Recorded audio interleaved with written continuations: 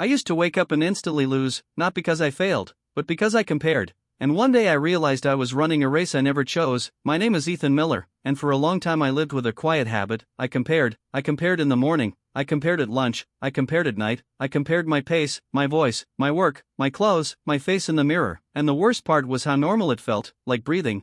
I would open my phone and see Logan Reed posting a new apartment with tall windows. I would see Mason Carter shaking hands at some event. I would see Ava Brooks smiling next to a neat laptop and a neat coffee. And I would feel a small pinch inside, not sharp, just constant, a thin string pulled tighter each day. I told myself it was motivation, I told myself it was pressure that builds diamonds, I told myself everyone does it, and maybe they do, but I did it like a full-time job. I would finish my own work and still feel behind. I would hear my own small wins and call them tiny. I would watch other people's highlights and call them proof that I was late, proof that I was slower, proof that I missed some secret lesson everyone else attended, and I kept looking for that lesson, like it was hidden inside a caption, or inside a perfect photo, or inside a short clip with bright music. Some days I barely noticed the street around me. I walked while scrolling, I ate while reading, I laughed while measuring. I was always in someone else's lane, and it made my life feel like a hallway, long and narrow, with doors I did not open, because I was busy staring at the doors other people opened. There was one day in early spring when the sky looked clean, and the air had that soft cold that makes you breathe deeper. I stood at a crosswalk downtown, I watched cars pass, I watched people hurry, and I watched a giant screen on a building showing an ad with the word fast in tall letters,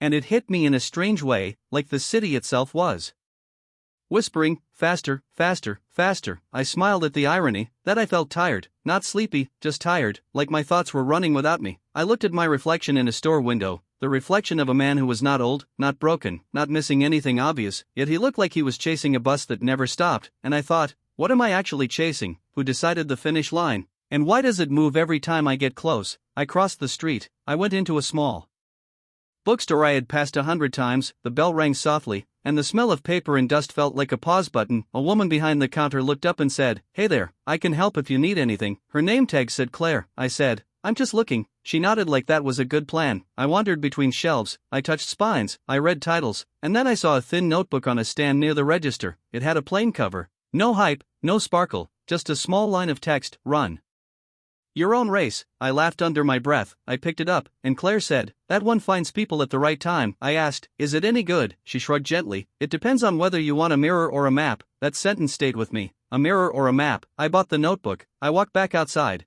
and the city noise returned, but now it sounded like waves instead of commands. I held the notebook like it was fragile. Then I realized, my life felt fragile, not because it was weak, but because I had been handling it with borrowed hands. I went home, I sat at my kitchen table, I opened the notebook, and the first page was blank. A blank page can feel like a dare, or a gift. I stared at it, and my mind tried to fill it with other people's stories, but I stopped. I took a slow breath, and I wrote one short sentence: I want to live my own life. I did not fully believe it yet, but the ink was honest, and that was enough for day one. The next morning I woke up and reached for my phone without thinking. My thumb already knew the path: open, scroll, compare, repeat, and I caught myself mid-motion, like catching a hand before it touches a hot stove. I set the phone down. The room felt too quiet. I did not like the quiet at first, because quiet leaves space, and space invites questions. I made coffee, I watched the steam rise, I stared out the window, and I realized I had not watched steam in months. I would normally use this time to check what everyone else was doing, but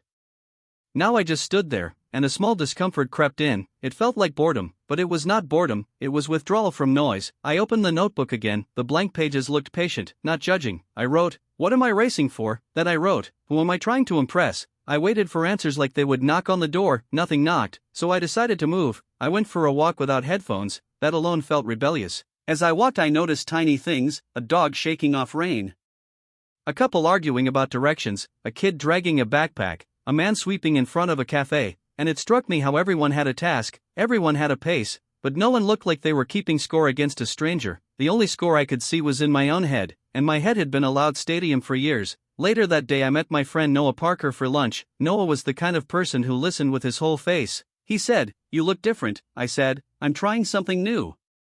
He smiled. "Is it expensive?" I laughed. "No, it's free, it's just hard." We ate sandwiches, we talked about work, then I said the truth. I said, "I think I've been running someone else's race." Noah leaned back and said, "That can happen. This world sells races like shoes, one size fits none." His joke landed softly, then he got serious. "When did you first start comparing like that?" I paused, my mind searched like a file cabinet. I found a memory from college orientation week, everyone asking, "What are you majoring in? What internship did you get? What's your plan?" I remembered saying answers that sounded good, not answers that felt true. I told Noah, maybe it started when I learned that being uncertain looked like being weak. Noah nodded, that's a common lesson, and a terrible one. I asked, how do you avoid it? He shrugged, I don't avoid it, I notice it, then I come back to myself. Like returning to the trail after stepping into the bushes, come back to myself. That phrase sounded like a skill, like something you can train. After lunch I walked to a park, I sat on a bench, I watched a jogger pass, then another jogger. The first one was fast, the second one was slow, but the slow one looked calm, and the fast one looked tense,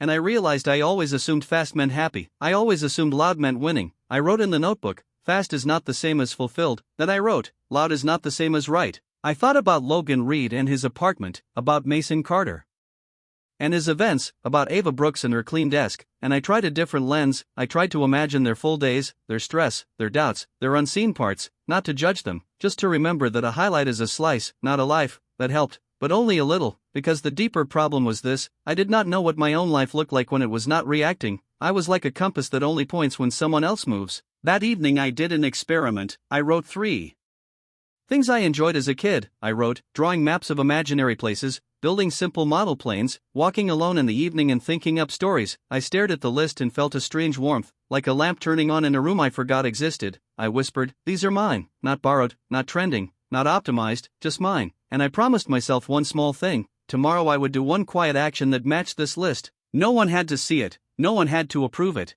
It would not be a performance, it would be practice. The following day I bought a cheap sketchpad. I felt silly carrying it, like people could read my mind and laugh, but nobody cared. The cashier barely looked up. I went home, I sat at the same kitchen table, and I drew a map, not a real city map, just a playful one, a river, a bridge, a hill, a small town with a strange name. I wrote the name, Cedarglow, and I smiled. My shoulders dropped. I had not felt my shoulders drop in a long time. It was like my body was thanking me for returning. Then my phone buzzed, a notification, a new post from Mason Carter, a picture of a bright conference room, and my chest did that familiar pinch. I stared at the screen for a second, then I flipped the phone face down. It felt like turning down the volume on a loud neighbor. I went back to the map, I added a trail through the hill, I added a tiny note, quiet forest, and I realized what I was doing. I was choosing my attention, choosing it on purpose, not by reflex.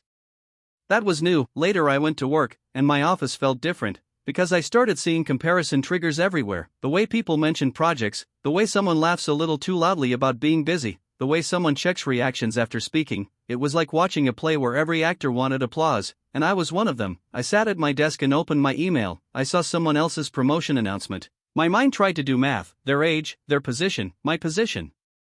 Then I stopped, I breathed, I wrote a simple sentence in my notebook: their story is not my scoreboard. I did not feel instant peace, but I felt a small space open up. In that space I could choose a next thought, and I chose, I can learn from them without ranking myself. That helped. Around mid-afternoon my manager, Dana Hughes, asked if I could take on an extra task. Normally I would say yes fast, because yes sounds impressive, and impressive feels safe, but I paused. I asked, what's the deadline? She told me. I checked my current workload. I said, I can do it, but not by that date. I can do it by Friday. Dana looked surprised, then she nodded. Okay, Friday works, and I felt something click, a boundary, small, clean, like a new bone forming. After work I met Claire again at the bookstore, not by plan. I just walked in, the bell rang, she looked up and smiled. Back already? I said, I guess so. She asked, how's the notebook? I told her I started writing questions, and drawing a map. She said, good, maps are honest. They show where you are and where you want to go. They do not pretend you are already there. I like that. I wandered the aisles. I found a book about craft, not a hype book, a plain one. It talked about steady practice and patience. I bought it. Claire said, you're building a map and a mirror now. I asked, what do you mean? She said, the mirror is noticing your habits. The map is choosing new ones. You need both. I walked home with the books under my arm.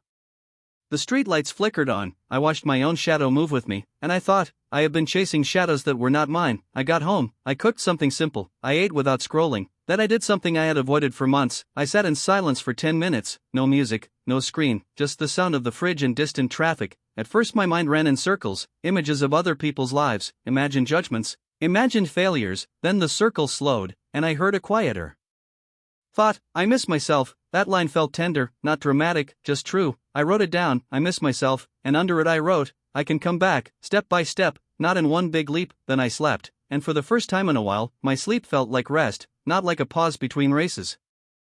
A week passed, then another. I did not transform into a calm monk, I still compared, it still happened, but now I noticed it faster, and noticing gave me a handle, like grabbing the railing before falling down the stairs. I made a rule: when I feel the pinch, I name it, I say in my head, comparing, then I ask, what do I actually need right now? Sometimes the answer was rest, sometimes it was a plan, sometimes it was a kind word to myself. That last one felt awkward, but it worked. One evening I attended a small gathering at Noah's place, a few friends, snacks, a quiet playlist. Logan Reed was there, the same Logan from my phone. In person he looked normal, not like a poster. He joked about his leaky faucet, he complained about a neighbor who played loud music, and I felt my brain glitch, because my comparison image of him was polished and complete, but the real Logan was just a person managing life. At one point he said, "Everyone thinks I'm doing great, but I'm honestly overwhelmed."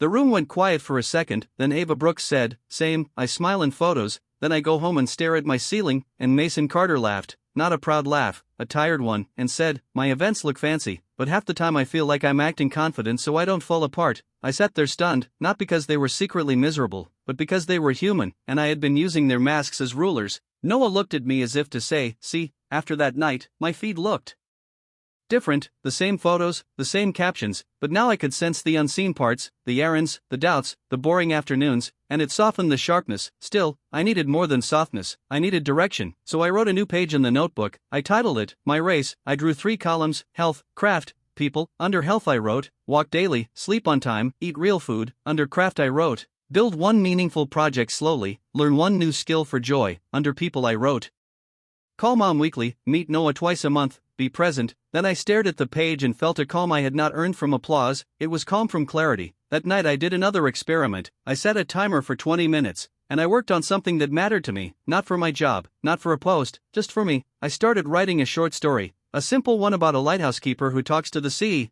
The words came slowly, then faster, and when the timer rang I wanted to keep going. That was the sign, desire without pressure. The next day at work I noticed something else. I was less reactive. Someone mentioned a big win, and my chest stayed quiet. I even asked them about it with real curiosity, not fake. Later I sat with Dana Hughes. She said, "You've been steady lately, I like it. You seem grounded." Grounded, I like that word. It sounded like roots, not rockets. That evening I walked past the bookstore again. I did not go in, I just looked through the window. I saw Claire arranging books. I felt grateful without needing to tell anyone. As I kept walking I noticed a runner ahead of me. He passed another runner, then slowed down, then walked, not ashamed, just listening to his body. And I thought, the point is not to prove you never slow down, the point is to know why you move, and when to rest. I went home, I opened my notebook, and I wrote, my pace is allowed. I wrote, my season is allowed. Then I wrote, I am not late, I am here. Those lines did not solve everything, but they gave me a floor to stand on, and sometimes a floor is all you need to stop falling. As I practiced this new way of living, comparison tried to get clever. It stopped shouting and started whispering. It would say, "Okay, you are calmer, but are you calm enough?" It would say, "Your plans are cute, but are they impressive?" It would say, "Other people are still moving faster, so why are you walking?" And that whisper could be more dangerous than the shout, because it sounded reasonable. So I built a small system, not a strict one, a gentle one. Every morning I wrote one intention, a single line, something like, "Today I will do one thing with care," or, "Today I will listen more than I perform." Then at night I wrote one honest win, not a huge win, an honest one. I cooked, I called someone, I worked steadily, I took a walk, I left my phone in another room. These wins were quiet, but they stacked, and stacking quiet wins felt like building a home brick by brick. One afternoon I got an email from an old classmate, Jordan Blake. He invited me to a networking event, the kind of event that used to make me nervous, because it feels like a contest with smiles. I almost said no. Then I realized, saying no out of fear is still comparison, it is still letting the race decide. So I said yes, but with a new goal, not to impress, just to observe and learn. At the event I shook hands, I listened, I asked simple questions. I noticed how often people talked in numbers, numbers of clients, numbers of followers, numbers of hours, and I noticed my old itch to keep up. Then I took a breath and asked myself, "What matters to you, Ethan?" I answered quietly, making good work, being healthy, having real friendships, and suddenly the numbers felt like someone else's language, not mine. Later I found myself talking to a woman named Riley Bennett. She was warm and direct. She asked, "What are you building?" I almost gave a polished answer, then I gave a true one. I said, "I'm building a steadier life, and I'm writing again." Riley smiled like that was interesting. "Not small," she said. Good, most people build a costume, not a life, I laughed, surprised, and she continued, I used to compare a lot too, then I burned out, not in a dramatic way, just in a quiet way. I woke up one day and realized my success did not feel like mine. Her words hit close, she said. Now I choose 3 measures: peace, progress, and presence. Peace in my body, progress in my craft, presence with people. If a choice improves those, it is a good choice. If it hurts those, I pass, even if it looks shiny. That sounded like my columns: health, craft, people. I told her about my notebook. She nodded. Keep it simple. Your brain wants complicated because complicated feels like control, but simple is how you stay honest. After the event, I walked home under streetlights, and I thought about how often I chased shiny things, shiny titles, shiny timelines, shiny approval, like a crow collecting coins. But coins do not feed you, they just clink. I opened my notebook and wrote, shiny is not the same as nourishing. I wrote, I want nourishing. The next day I had a setback. I opened my feed and saw Ava Brooks announcing a big milestone. The comments were full of praise, my chest pinched hard, and my mind said, see, you are behind. I felt the old storm rising. Then I did something new. I closed the app, I stood up, I went outside, I walked fast for 5 minutes, I let the energy move through me, then I slowed down, I sat on a bench, and I asked, what do I really feel? The answer was simple, I feel scared that my life will be small. And then another answer came, I think small is bad. And I saw the belief under the comparison, the belief that only big is worthy. But big for who? Big by whose definition? I wrote, small can be beautiful. I wrote, quiet can be strong. Then I sent Ava a short message, congrats, I'm happy for you. And I meant it, because I was not using her win as a weapon anymore. I was learning to let other people shine without dimming myself. That felt like freedom, not perfect freedom, but real. Around this time I started paying attention to my body as a teacher. Comparison lived in my chest, it tightened my throat, it sped my breath, it made my stomach feel hollow, and when I listened, I could catch it earlier. I began running, not to beat anyone, just to feel my feet on the ground. The first run was awkward, my lungs complained, my legs argued, but after 10 minutes I felt a steady rhythm, left, right, and the rhythm did something to my mind, it lined up my thoughts like books on a shelf. I realized something funny, I had been chasing speed in life, but my peace came from rhythm, not speed. I ran 3 times a week, short runs, no fancy tracking, just a simple timer, and after each run I wrote 1 sentence in the notebook. Today I showed up. Showing up became my new trophy. One weekend Noah invited me on a day trip to a small coastal town. We drove with the windows cracked. We talked about nothing important, then about everything important. When we arrived, the ocean air hit my face and I felt instantly smaller in a good way, not insignificant, just not the center of the universe. We walked along the pier, we watched birds glide, we watched waves repeat, and I thought, the ocean does not compare itself to a lake, it just does what it does, steady, patient, vast. I told Noah that thought, he laughed, and said, yeah, water is humble like that. Later we sat on a bench with hot drinks, and he asked, what do you want, really, not what looks good, not what would impress a crowd. What do you want? I stared at the horizon. I answered slowly, I want mornings that feel calm, I want work I respect, I want to create things that outlive a weekend, I want to be the kind of friend who shows up, I want to stop living like I'm auditioning. Noah nodded. Good list, you know what's missing. I said, what? He said, you didn't say you want to be first, and I smiled, because he was right. I did not want to be first, I wanted to be aligned. When we got back to the city, Monday hit like a wave, deadlines, meetings, noise, and I felt the old pull again, the pull to prove, to hurry, to show. Then I remembered the ocean, and I made a choice. I did 1 task at a time, I answered messages in batches, I took short breaks, and I noticed something, my work got better, not because I was faster, but because I was present. Later that week Dana Hughes asked if I wanted to lead a small project. My old brain would have asked, will this make me look important? My new brain asked, will this help me grow in my craft? I said yes, because it matched my map, and I set boundaries from the start, clear scope, clear timeline. Dana respected it, and my team respected it too. Respect grows when you respect yourself. I learned that. Still, comparison tried again. It used a new trick. It compared my new calm life to people who looked even calmer. It compared my small habits to someone else's perfect routine, and I almost laughed, because the habit was slippery. So I added another practice, gratitude without performance. Each day I wrote 1 thing I appreciated that no one else needed to clap for: warm socks, a good conversation, the smell of rain, a clean desk, a funny text from Noah. And the more I did this, the more my brain stopped hunting for the next shiny proof. It started seeing what was already good, not perfect, but good. One night I looked at my old drawings, my maps, Cedar Glow, the river, the bridge, and I realized I was building a world that belonged to me, and I was building a life that belonged to me too. And that was the real milestone, not a loud announcement, just a quiet ownership. A month later, I ran into Mason Carter at a coffee shop. He looked tired. We talked for a minute, then he said, "You seem lighter lately, what changed?" I surprised myself by telling the truth. I said, "I stopped chasing other people's timelines, or I'm trying to." Mason looked at his cup and said, "I wish I could do that." I asked, "What's stopping you?" He exhaled and said, "Fear. If I stop moving, I think I'll disappear." I understood that fear. It is a fear of being ordinary, and a fear of being unseen, and those fears can push you into a life that looks big but feels thin. I told him, "You won't disappear, you'll appear to yourself." Mason stared at me like that sentence was strange. Then he smiled a little, not a stage smile, a real one. He said, "Maybe I'll try." And we talked about small steps, deleting one app, taking one quiet walk, calling one friend without posting it. Mason left with his drink, and I felt something new. Not envy, not competition, just compassion, because I realized comparison makes enemies out of neighbors, and I did not want enemies, I wanted community. Later I met Logan Reed for lunch. He admitted he had been struggling with pressure, the pressure to keep showing upgrades, bigger view, better car, better everything. He said, "It never ends, does it?" I said, "Not if you keep feeding it." Logan asked, "So what do you feed instead?" I thought, then I said,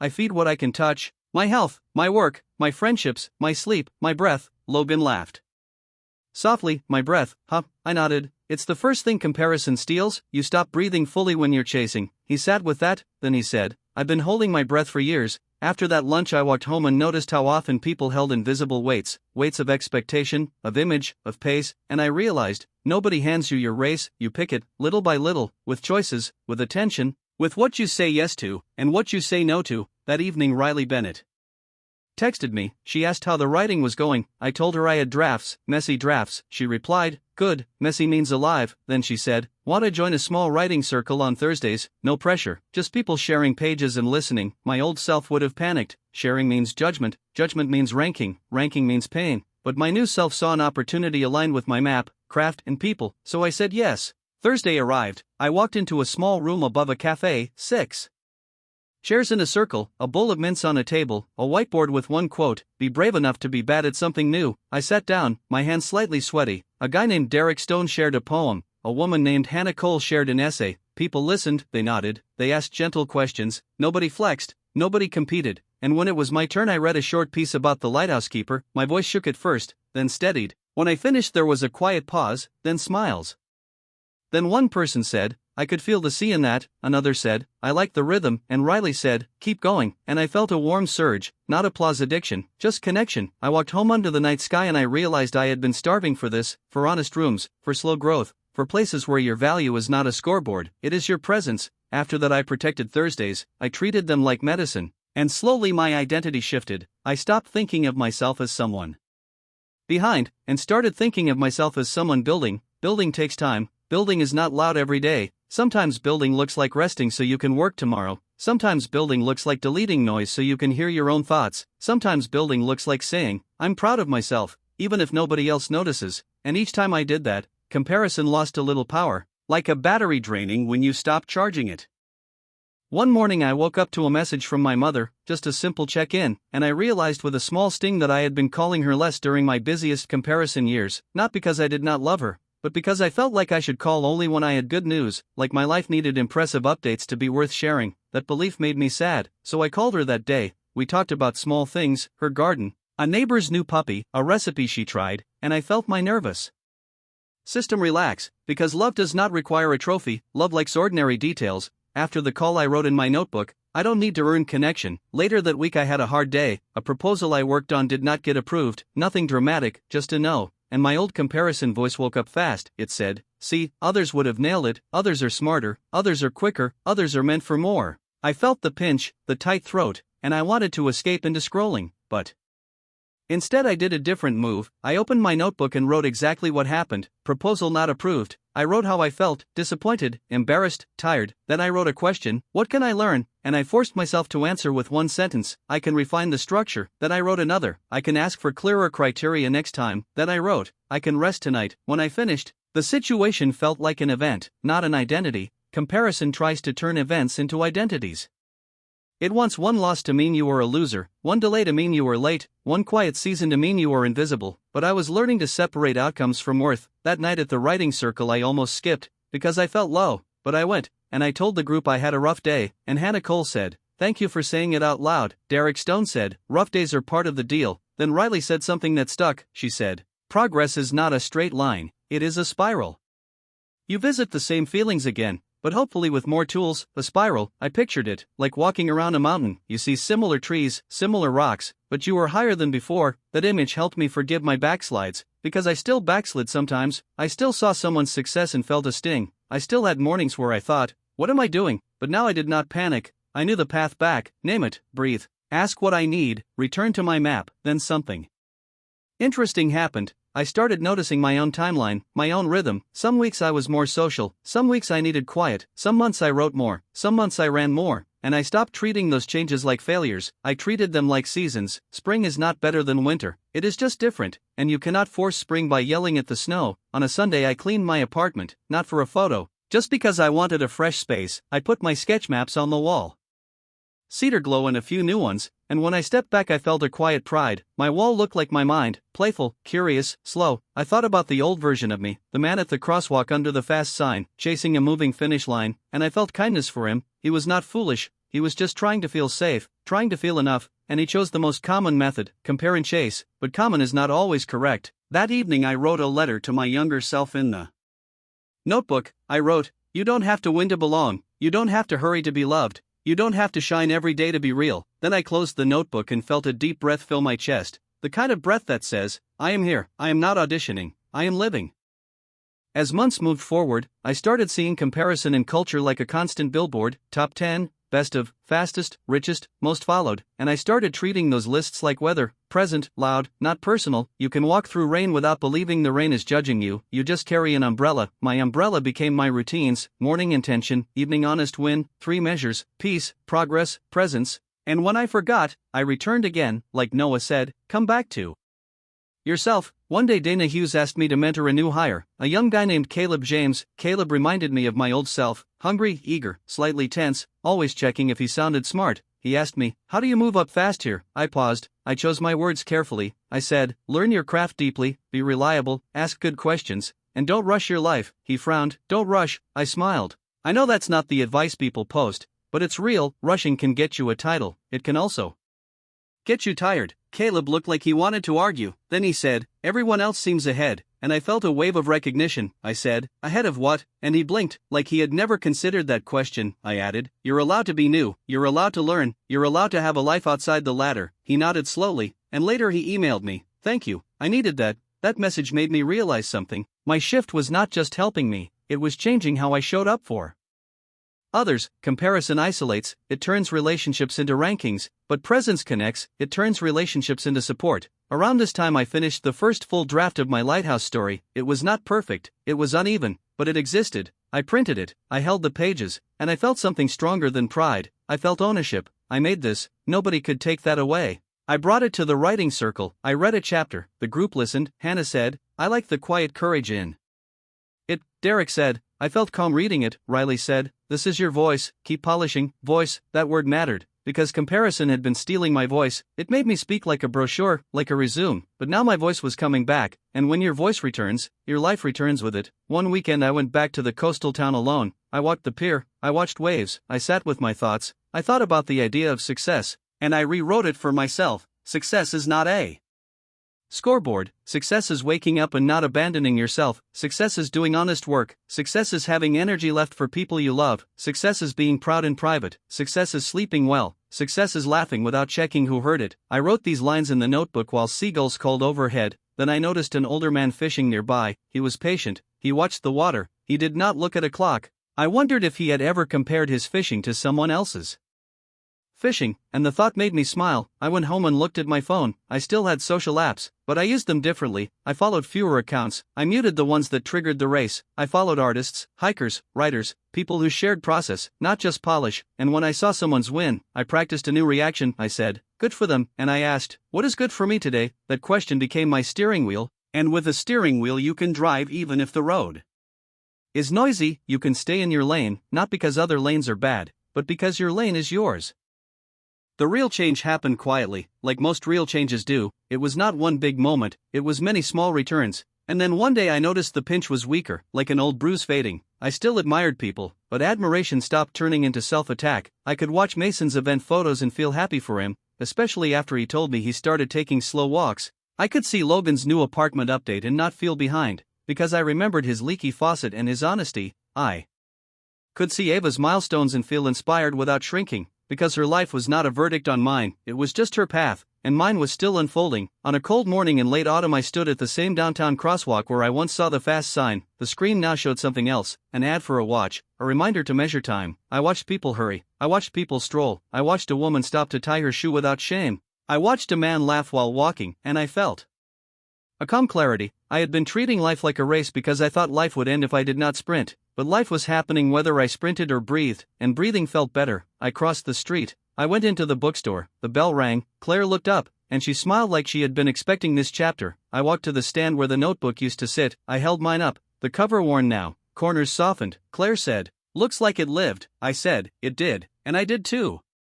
She asked, "What did you learn?" I thought for a moment, then I said, "I learned that comparison is a thief of attention. It steals your day one scroll at a time, and it sells you a life you never asked for." Claire nodded. "That's a solid lesson," I added. "I learned that my pace is not a problem to fix, it is a rhythm to respect. I learned that I can be ambitious and still be kind to myself. I learned that quiet days are not wasted days. They are building days." Claire said, "Sounds like you found your map." I smiled. I said, "I'm still drawing it, and that's the point." On the way home I stopped at a park bench. I opened my notebook. I turned to the first page where I wrote, "I want to live my own life." I read it, and I felt gratitude for that first honest line. Then I wrote a new line beneath it. "I am living it now, not perfectly, not loudly, but truly." I closed the notebook. I watched trees sway. I listened to distant traffic like soft waves. I let my mind wander without dragging it back to a scoreboard, and I realized I was finally running a race that looked like walking sometimes, looked like resting sometimes, looked like working with focus, looked like calling my mother, looked like writing a chapter, looked like laughing with Noah, looked like breathing, and for the first time, that was enough, not because I gave up,